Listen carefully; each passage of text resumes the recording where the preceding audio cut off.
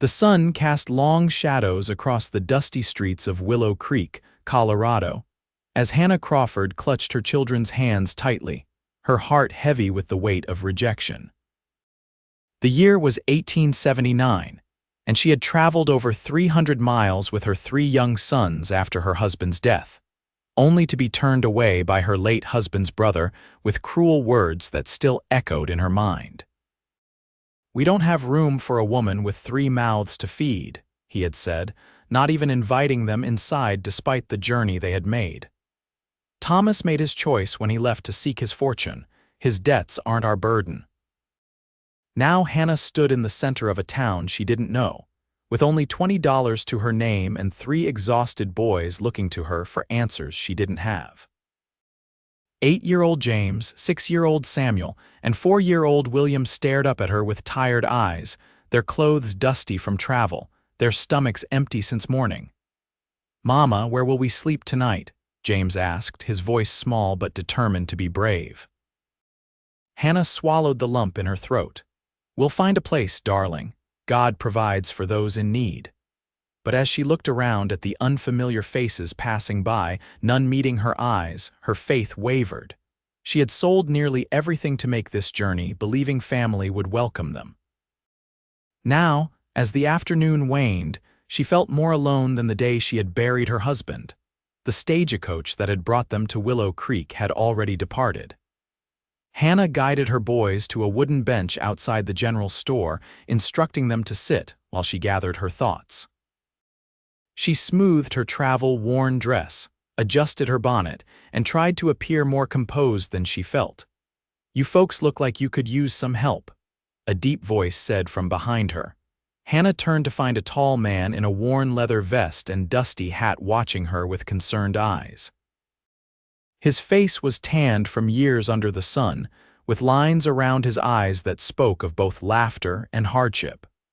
He wasn't handsome in the conventional sense, but something about his steady gaze made Hannah's racing heart calm slightly. "We're just resting a moment," she replied, straightening her spine.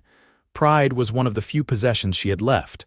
"The boys and I have had a long journey." The man nodded, his eyes taking in the 3 tired children and their single carpetbag. "Name's Dawson Baxter," he said, tipping his hat. "I run the Circle B ranch outside of town." "Hannah Crawford," she responded with a small nod. "These are my sons, James, Samuel, and William." Dawson crouched down to the children's level. "That's quite a journey for such young cowboys." His smile revealed a small gap between his front teeth. "Where are you folks heading?" Before Hannah could formulate a vague answer, young William spoke up. "Uncle Elijah doesn't want us 'cause we eat too much." Hannah's cheeks burned with shame. "William," she admonished gently. Dawson's expression darkened momentarily before he schooled it back to neutrality. "Is that so?" He stood slowly, towering over Hannah's petite frame. "Mrs. Crawford, do you have arrangements for the night?" "We'll manage," she replied, though she had no idea how. Dawson studied her for a long moment. "The hotel here charges $2 a night. The boarding house is full with miners. There's a storm brewing from the west." He pointed to dark clouds gathering on the horizon. "I've got a foreman's cabin sitting empty at my ranch." "It's nothing fancy, but it's dry and warm." Hannah hesitated. A proper lady didn't accept such offers from strange men, but she wasn't just a lady anymore, she was a mother with children who needed shelter. "I couldn't impose," she said weakly. "It's no imposition." "My housekeeper, Mrs. Abernathy, would welcome the company. She's getting on in years and loves children." He smiled again. "Besides, I could use some help around the ranch if you're willing to work." Hannah felt her boy's eyes on her, waiting. She had nowhere else to go, and night was approaching with those threatening clouds.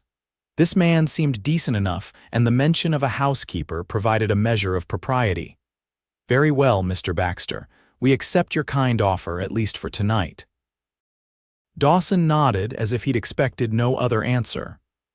"My wagon's just down the street. We should head out before that storm catches us." The ride to the Circle B ranch took nearly an hour, during which the boys peppered Dawson with questions about horses, cattle, and whether there were Indians nearby.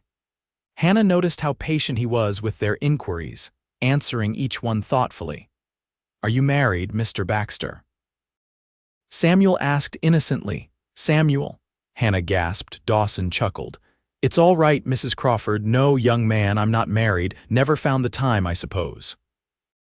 As they crested a hill, the ranch came into view, a sprawling main house, a large barn, bunkhouse, and several smaller cabins scattered around.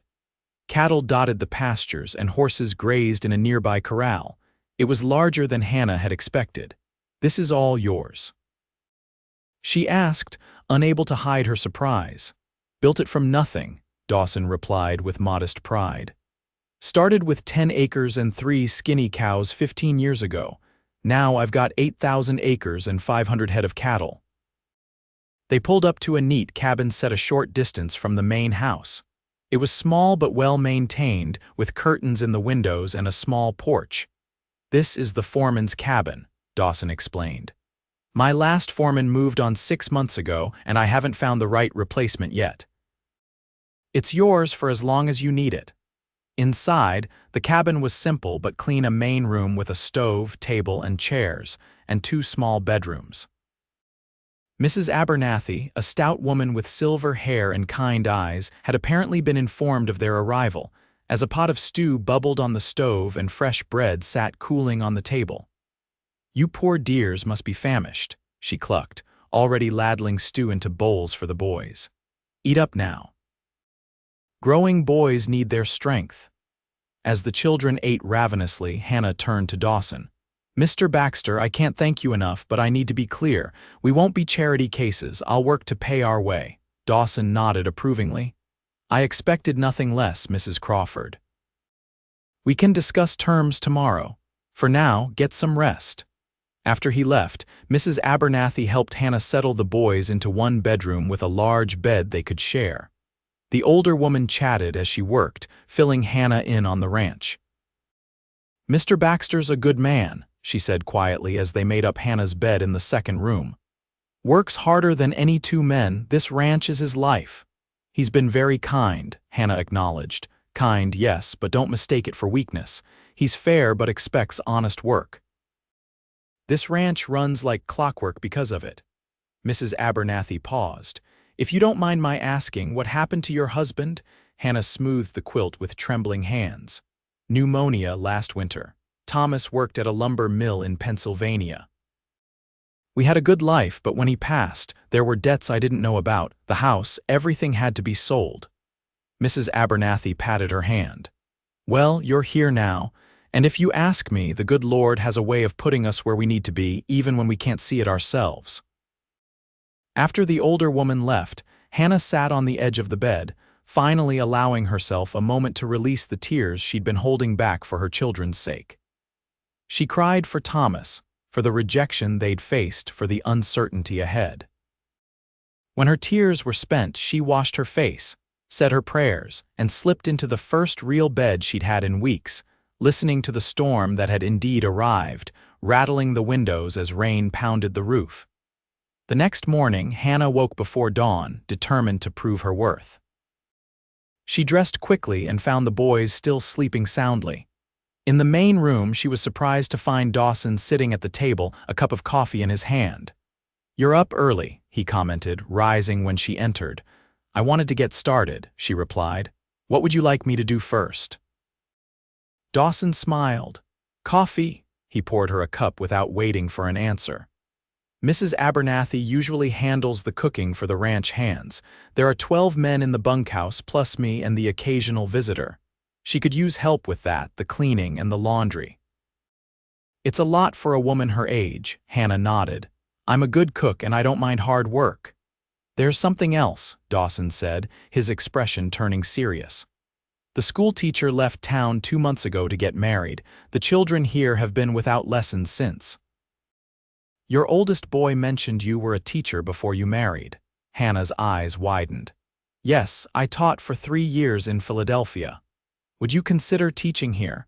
There are 8 children on neighboring ranches plus your own. We converted an old storage building into a schoolhouse, but it sits empty." Hope flickered in Hannah's chest. Teaching had been her passion before marriage. I would be honored, but I'll still help Mrs. Abernathy as needed. Good. I'll pay you $15 a month for teaching, plus room and board here for you and your boys. It was a generous offer, more than she had dared hope for. Thank you, Mr. Baxter. We'll earn our keep. Over the next weeks, Hannah fell into a rhythm at the Circle B. Mornings were spent teaching in the small schoolhouse, where her 8 students, including her own sons, showed varying levels of education but equal enthusiasm. Afternoons found her helping Mrs. Abernathy with cooking and household tasks. The boys thrived in the open spaces of the ranch. James, serious and responsible, shadowed the ranch hands whenever possible, learning to ride and help with simple chores. Samuel, always curious, became fascinated with the blacksmith's work and spent hours watching the massive man shape metal with fire and hammer.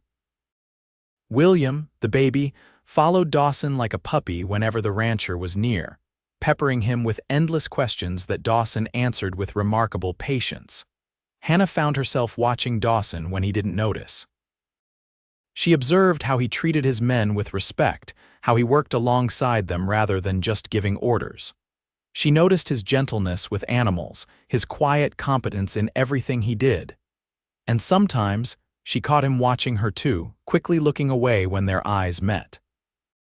One evening, after the boys were asleep, Hannah sat on the porch of the cabin enjoying the cool night air. Dawson approached, carrying 2 cups of coffee. "Mind if I join you?" he asked, offering her one of the cups. "Please do," she replied, accepting the coffee gratefully. They sat in comfortable silence for a few minutes, looking at the stars that blanketed the sky. "Your boys are settling in well," Dawson commented. Hannah smiled. "They are. I've never seen them so happy. James told me yesterday he wants to be a rancher when he grows up." "He's got a good head on his shoulders. That boy pays attention." Dawson hesitated. "Hannah, Mrs. Crawford, I hope you're finding your place here as well." "I am," she assured him. "Everyone has been kind, and are you happy here?" The question caught her off guard. Was she happy? After months of grief and worry, happiness seemed like a luxury she couldn't afford to consider. Yet here, in this moment, with the peaceful night around them and her children sleeping safely nearby, she realized she was. "Yes," she said softly. "I believe I am." Dawson nodded, seeming pleased. "Good, that's good." As summer turned to fall, Hannah noticed subtle changes in her relationship with Dawson. He began finding reasons to stop by the schoolhouse, bringing books he thought might be useful or supplies the children needed. He invited her and the boys to Sunday dinner at the main house, a tradition that soon became weekly. He sought her opinion on ranch matters, valuing her perspective in a way Thomas never had. The ranch hands noticed too, exchanging knowing glances when Dawson lingered after dinner to talk with Hannah, or when he personally delivered firewood to her cabin rather than sending one of the hands. Mrs. Abernathy took to humming wedding tunes whenever Dawson and Hannah were in the same room, causing Hannah to blush furiously. One crisp October afternoon, Hannah was gathering late wildflowers with William when they encountered Dawson returning from checking fence lines. He dismounted, leading his horse as he joined them in the meadow.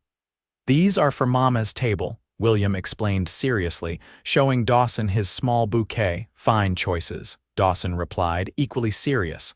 "Your mama deserves pretty things." William nodded enthusiastically. "Mama says you're the kindest man she's ever known." Hannah felt heat rush to her face. William, Dawson's eyes met hers, a slow smile spreading across his face. "Did she now?" "MMHMM. She told Mrs. Abernathy you have the nicest eyes too." William Crawford. Hannah wanted the ground to open up and swallow her. Dawson chuckled, clearly enjoying her discomfort. "Well, I'm flattered, Mrs. Crawford." "Children and their imaginations," Hannah muttered, frantically picking more flowers. "So you don't think I have nice eyes?" Dawson teased, stepping closer. "I never said that your eyes are perfectly adequate, Mr. Baxter." "Adequate?" He clutched his chest in mock pain. "You wound me, madam." Despite her embarrassment, Hannah found herself laughing. "You're impossible." "I prefer persistent," he countered with a wink. That evening, after the boys were asleep, a knock came at the cabin door. Hannah opened it to find Dawson standing there holding a small package. "May I come in for a moment?" he asked. Hannah nodded, suddenly nervous as she led him to the table. "Would you like some coffee?" "No, thank you." He seemed uncharacteristically hesitant as he placed the package on the table. "This is for you." Hannah unwrapped the brown paper to reveal a book of poetry Tennyson's collected works, bound in soft leather. "Dawson," she breathed, running her fingers over the embossed cover. "It's beautiful. I remembered you mentioning he was your favorite. I had it ordered from Denver. Thank you." "This is so thoughtful." Dawson cleared his throat. "Hannah, there's something I'd like to discuss with you." The seriousness in his tone made her heart flutter nervously. "Yes, I've come to care for you and your boys a great deal," he began, his eyes holding her steadily. "More than I expected. More than might be proper given your situation." Hannah felt her pulse quicken. "Dawson, please, let me finish," he said gently. "I know you're still grieving your husband, and I respect that. I'm not asking for anything right now except permission to court you properly when you're ready. If that time never comes, I'll understand and remain your friend." Hannah was speechless. In the months since Thomas's death, she had closed off the possibility of loving again, focusing solely on survival. But Dawson had awakened feelings she thought were buried with her husband. "I don't know what to say," she admitted. "You don't need to say anything tonight," he assured her. "Just think about it." After he left, Hannah sat up late, reading Tennyson by lamplight and examining her heart. She had loved Thomas, but their marriage had been one of practical compatibility rather than passionate devotion. With Dawson, she felt something different, a connection that went beyond gratitude for his kindness. As winter descended on the Colorado countryside, life at the Circle B settled into cozy routine. The school term ended until spring, giving Hannah more time to help around the ranch. She took over most of the cooking from Mrs. Abernathy, whose joints ached in the cold weather. The boys spent hours sledding on the gentle slopes near the cabin, returning with red cheeks and bright eyes for hot chocolate by the fire. Dawson had been true to his word, treating Hannah with respectful friendship while giving her space to sort through her feelings. But she often caught him watching her with longing in his eyes when he thought she wasn't looking, and she found herself increasingly drawn to his quiet strength. 2 weeks before Christmas, disaster struck. A fast-moving illness swept through the ranch, a vicious influenza that left even the strongest men bedridden. Hannah worked tirelessly alongside Mrs. Abernathy, nursing the sick and keeping the ranch functioning. Her boys remained mercifully healthy, but Dawson fell ill, his powerful frame rendered weak by fever and coughing. Hannah moved him from the main house to her cabin, setting up a bed in the main room where she could watch over him day and night. She sent the boys to stay with Mrs. Abernathy, fearing they might catch the illness. For 3 days and nights, Hannah barely slept, bathing Dawson's burning forehead with cool cloths, spooning broth between his cracked lips, holding his hand when delirium took him and he called out in fear or pain. On the 3rd night, his fever spiked dangerously high. "Don't leave me," he murmured, clutching her hand as she tried to rise for more cool water. "Please, Sarah, don't go." Hannah froze. "Sarah? Who was Sarah?" She gently extracted her hand. "I'm just getting more water, Dawson. I'll be right back." "I'm sorry," he continued, eyes unfocused. "I should have been there, should have saved you." Hannah returned with the basin, gently bathing his face and neck. "Shh, rest now." "My fault," he mumbled. "All my fault." Hannah held his hand again, stroking it soothingly. "Nothing is your fault, Dawson. Sleep now." Eventually, he drifted into a more peaceful sleep. Hannah sat beside him, wondering who Sarah was and what haunted this good man's dreams. By morning, Dawson's fever had broken. He woke lucid but weak, his eyes finding Hannah asleep in the chair beside his bed, her head resting on her arms at the edge of his mattress. He touched her hair gently, causing her to stir. "You're awake," she said, immediately pressing a hand to his forehead. "The fever's gone." Thanks to you, he replied, his voice raspy. Hannah poured him water, helping him sit up to drink it. How do you feel? Like I was trampled by a herd of buffalo, he admitted with a weak smile. How long was I ill? 3 days. The worst is over now, but you need to rest. Dawson nodded, leaning back against the pillows. After a moment, he asked hesitantly, did I say anything while I was feverish? Hannah busied herself straightening his blankets. You were delirious at times, nothing important. Relief flickered across his face, but Hannah couldn't let it go. You mentioned someone named Sarah, she said quietly. You seemed distressed. Dawson closed his eyes briefly. When he opened them, they were filled with old pain. Sarah was my wife. Hannah couldn't hide her shock. Your wife, but you said you weren't married. I'm not anymore. He sighed deeply. It was 12 years ago. We were married just 6 months when influenza swept through the area. Sarah was pregnant with our first child. They didn't survive. Hannah's heart ached for him. I'm so sorry, Dawson. I was away when she fell ill, delivering cattle to Denver. By the time I returned, she was gone. His voice was hollow with remembered grief. That's why I built this ranch. It was her dream. She grew up on a small ranch in Kansas, always talked about having a place of our own. Hannah took his hand. She would be proud of what you've built. Dawson squeezed her fingers weakly. For years, I just existed, built the ranch, worked from dawn to dusk, never allowing myself to think about a future beyond the next season. Then you arrived with your boys, and suddenly I found myself thinking about tomorrow again. Hannah's eyes filled with tears. I understand. After Thomas died, all I could think about was survival, one day at a time. But here with you, I've started to hope again. Their eyes met, a moment of perfect understanding passing between two people who had known profound loss and found unexpected healing in each other. Hannah, Dawson said softly, when I'm back on my feet, there's something I'd like to ask you, but not now, not like this. She nodded, knowing in her heart what his question would be. Christmas arrived with a blanket of fresh snow and healing throughout the ranch. The illness had claimed no lives, though it had left everyone weaker and grateful for health restored.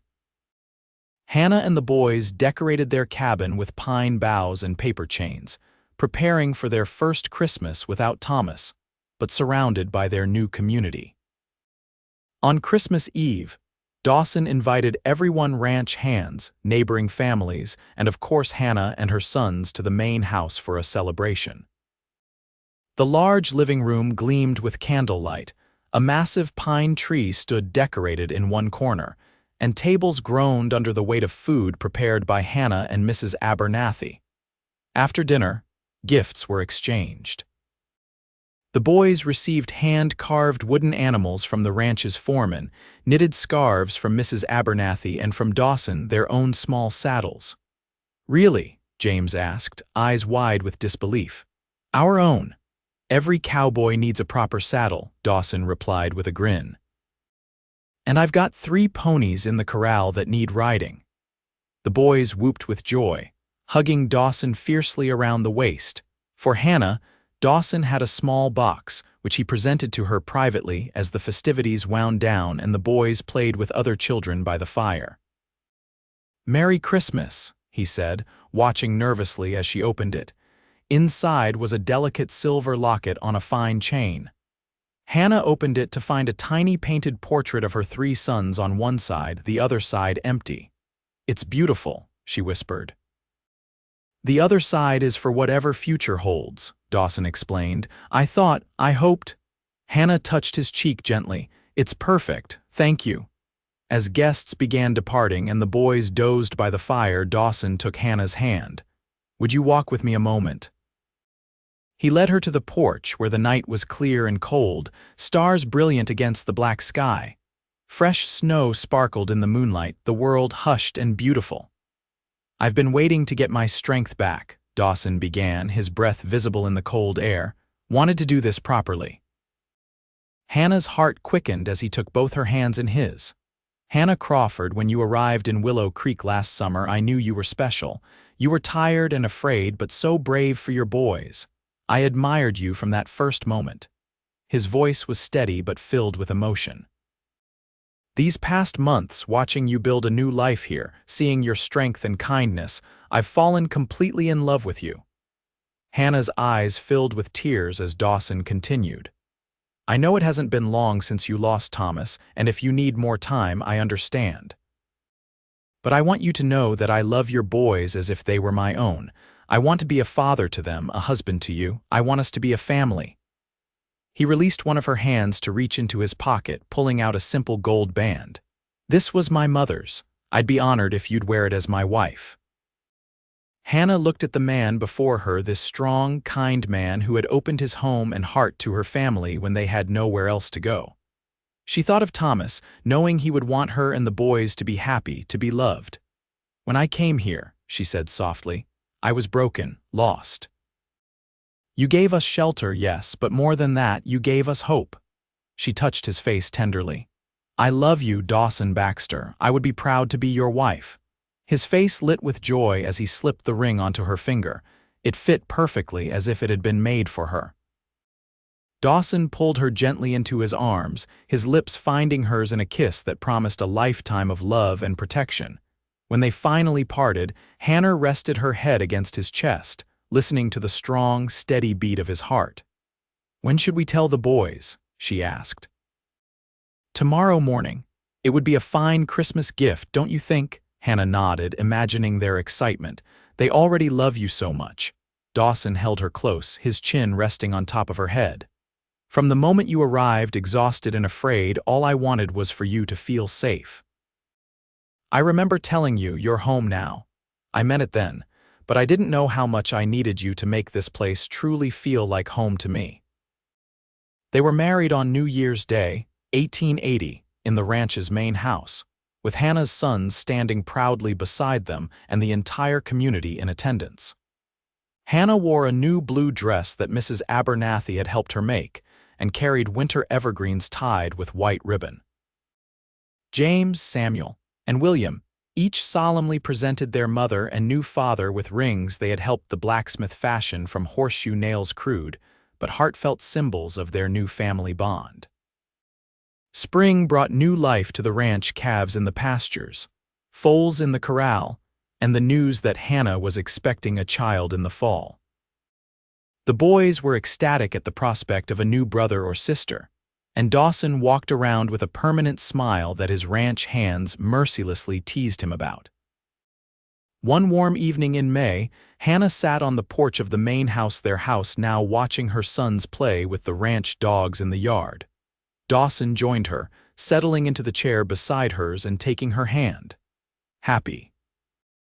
he asked, a question he still posed regularly, as if amazed by his good fortune. "Completely," she assured him, placing their joined hands over her still flat stomach. "I never imagined finding this kind of happiness again." "Nor I," he admitted. "For years I thought my heart died with Sarah." "Then you arrived and proved me wrong." Hannah leaned against his shoulder, watching the sunset paint the Colorado sky in brilliant hues of orange and pink. "God works in mysterious ways. If Thomas's brother had welcomed us as we expected, we never would have met." "Then I owe that man a debt of gratitude," Dawson said, pressing a kiss to her temple. "His rejection led you home to me." Hannah smiled, thinking of how far they had come from that desperate day in Willow Creek. She had arrived a widow with 3 hungry sons and nowhere to turn. Now she was a wife, a mother, a teacher, and a vital part of this thriving ranch and community. "You're home now," Dawson had told her that first day, and how right he had been. Not just a physical home of walls and roof, but the deeper home of belonging, of purpose, of love. Here, surrounded by the beauty of the Wild West and the love of a good man, Hannah Crawford Baxter had found not just shelter, but the promise of joy for all the days to come.